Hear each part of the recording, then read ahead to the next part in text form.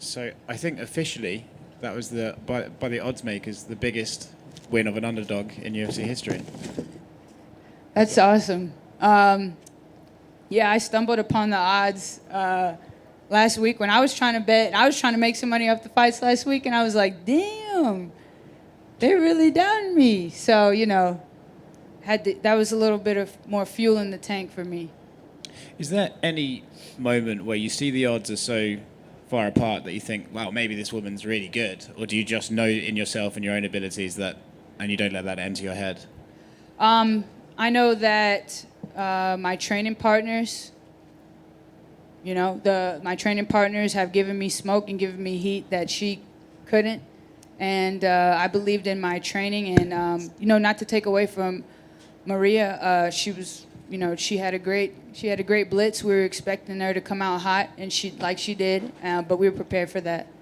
Someone bet $25,000 on her. $25,000 on her? Yeah. Damn. You owe them an apology. Sorry, man. If you bet $25,000 on me, hit me up, cash at me, give me some of that. Did you feel she had an adrenaline dump? Did you know in the second round that she was just completely gassed, or do you think you actually hurt her to make her gas? I think it was a little bit of the two. I think that she started to get gas a little bit, and then me landing my big strikes on top of that. It really didn't give her a chance. But good for her. For coming out there with me, and I respect anybody that's willing to get in there and share the cage with me. And so what's next for you? Is there an opponent you'd like to share the cage with next? What have you got in mind for your next step? An extra large pizza and a Blue Moon. I'll probably share the cage with next. I understand. Congratulations. Thank you. They showed the package right before the fight started. I didn't realize that she had called you out after her last win. I must have missed that. Yeah. What we saw was an example of when keeping it real goes wrong. How does it feel to humble a young up-and-comer that tried to call you out? That's funny. Me and my coaches have been talking about that, serving some humble pie up. And, I hate to do it that way, but, it's a fight game. They wanted an underdog, and I brought the dog out tonight. My coaches let me off the leash, and that's what we got. I haven't been able to find anybody who knows the backstory to that. What is the reason for her calling your name specifically? I think they offered me a short notice fight for her at the beginning of the pandemic. And, with COVID and seeing people testing positive all over the place, I wasn't in any hurry to go out there and get sick. And I hadn't, I don't think anybody had access to their coaches, training partners, gyms. I have to be smart about this. So I believe in fate. I believe everything happens for a reason. I believe that we met when we were supposed to meet for a reason, and worked out for me. And earlier we talked about her kind of having an adrenaline dump, if you will, in the second round. So was it your game plan just to come out real fast? Because you came out with a real strong pace. You had her on the ground. The second time you got on the ground, you basically just muscled her down. I was like, okay, this is going to be a grimy fight here. Yeah. When I got her down the second time, I was like, Shana, if you don't finish this shit, right now I was like, this is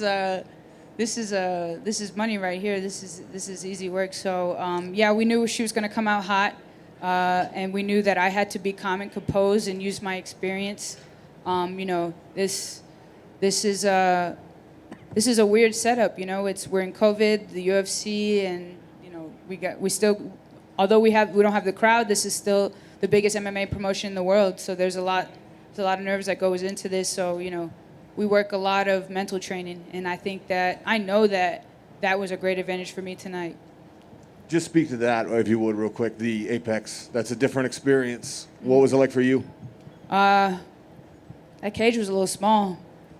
I realized that when I got in, and I was like, damn, we're damn near touching gloves when we're standing on either our sides of the cage. So, it worked out for me. I wanted to be the pressure fighter tonight, and what I really want to do is just show my range, and show the different aspects of my game. My ground, my stand up, going for submission attempts, being the bully. That definitely is something that I want to continue to show.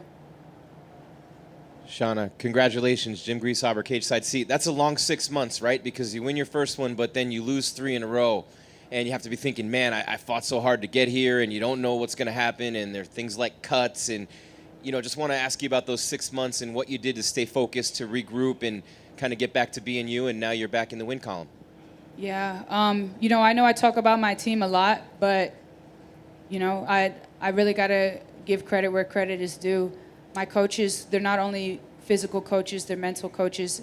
And I think that, the dynamic that we have in our gym amongst the coaches, amongst my teammates, I think that's what keeps that positive energy going. Just expand on that, if you would, a little bit, because most of us and people watching would never know what that's like as a pro athlete. It's just you. You have a team around you, but in terms of achieving that dream, and then you're wondering if it's going to be there, and then you just got to, every fight is another opportunity for you to prove who you are, Yeah. but it could all come to an end any time. Can you talk about that feeling, going back and forth like that? Yeah, I'm a big believer in energy and positive energy, and could sit here and focus on the negative and say, oh my God, I've taken 3 losses in a row. Oh my God, this could be it for me. I wasn't thinking like that. All I was thinking of what was ahead of me, and we said before we walked out is, we're burning the boats, meaning it's one way in, one way out, and that was through her, and that's how we took it. Even in the fight when I felt, a little bit of static. Nah, there's only one outcome, and we already knew it was going to be. It was just focusing on the journey. And then the last one for me, can you just talk about how much of a role the visualization you talked about in your interview with John, how that worked for you, what you saw when you were doing it, and what that whole process is like? I think the biggest thing, especially when you're fighting on a stage this big, is the uncertainty, and that took that away. We've already been here. We already saw it. We already saw me walking out, her walking out, us meeting in the middle, her coming out hot. We've already experienced it. And nobody out there better take my visualization tactic. That's our thing. Can I just get a couple barks real quick? Woo, woo. Underdog, woo. I hope that doesn't become my thing, man, because I can't. My bark is like a little Yorkie.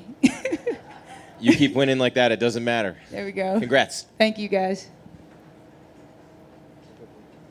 Just one last one. Again, congrats on the big win. Thank you. Tonight has been like this Rocky theme with people rallying back. Welcome to the danger zone. I'm sorry if I missed it and we couldn't hear it. Were you hurt at all when she had top control and was just working her ground and pound at all? No. We've worked, me and my jiu-jitsu coach, Valor, we've worked a lot of bad positions. We've worked a lot of good positions and how to weather the storm and how to control. Our whole team, all of our jiu-jitsu coaches, all of our ground coaches, our striking coaches, they all coordinate. They're on the same level. We talk about the dangers of different positions that our opponents can have, how we can capitalize and turn it around. So I think just the preparation, it was there. It was major. It played a major part, and that's why we were able to get it done tonight. All right, perfect. And I know you mentioned the blue moon with the slice of orange and the pizza, but I'm sure you'll parlay this big win into like a quick turnaround, right? Take that energy and just ride with it. Yeah, we want to keep the momentum going. I trust my coaches. Whatever we think is best, it's all good. I feel good. Got a couple bumps and bruises. I'm gonna make sure that I tend to them. Like y'all saw, it was a pretty decent blitz in the beginning, but we stay in the gym. We stay ready, so ain't no thing. Thank you. Thanks, guys. I'm taking the hat.